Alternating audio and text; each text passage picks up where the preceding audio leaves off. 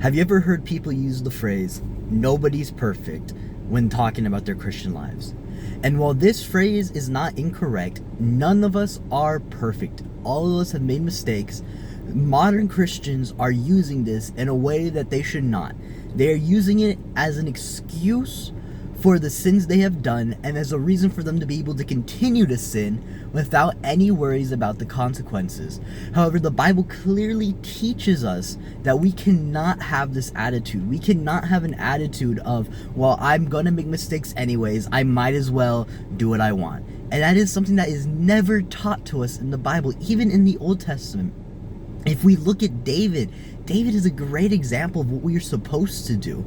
You see, when David sinned against God, when David cheated on his wife with another woman and then had that woman's husband killed in war, when his sin was confronted to him, David did not say, oh, well, it was a mistake, it won't happen again, yada, yada, yada. But he said, and he wasn't like, oh, well, it was just a mistake I made and moved on. No, he felt agony for what he did. He felt tremendously terrified and disgusted with himself.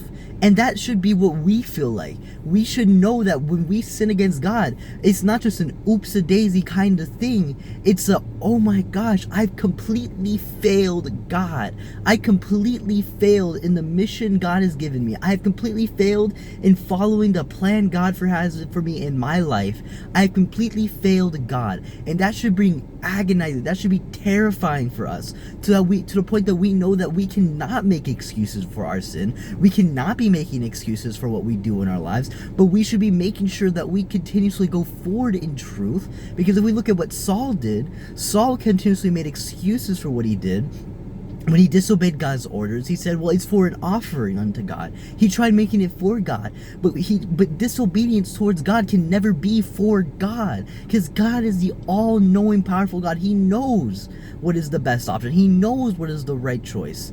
And so we cannot be letting ourselves fall into that. When we see the words and hear the words, oh, nobody's perfect, it should not be an excuse. It should be a warning. We should be terrified and realize that, God, I am not perfect. I'm not going to be able to be perfect. So help me, God. Protect me, God. Keep me safe, God. Keep my mind out of things that it's supposed to stay out of. Keep me out of places that will bring temptation to me. God, keep me with you in the times of my temptation so that I do not fall into this sin. We should make sure that when we say, God, nobody's perfect, that it is for our own benefit, not for our excuses, not for our own satisfaction, but we are saying it out of total reverence and fear for God. God, nobody's perfect, so please save me. And you know what? Because guess what? There was no way for us to have a perfect life. God gave us a plan for us to have salvation. God gave a plan for us to get away from the fully sinful lives that we had. It says that in the beginning was the Word, and the Word was with God. Do you know what that tells me? God had a plan from the beginning for our salvation. God had a plan in the beginning because He knew from the beginning, He's telling us that you are never going to be good enough. You are never going to be perfect enough. And so I have had a plan since the beginning to get you to salvation, to get you to a place where even though you're never going to be perfect, that you will still have salvation. In the beginning was the Word, and the Word was with God. And guess what? The Word was God. Not only did God say, I have a plan for you, but He said, I am that plan. I am the plan for salvation that you need. I am the one making the way for you, and when you cannot see a way out for yourselves. So we got to make sure that we say, God, nobody's perfect, so help me, God. That is what we need to be doing. I encourage you to consistently be asking that yourself.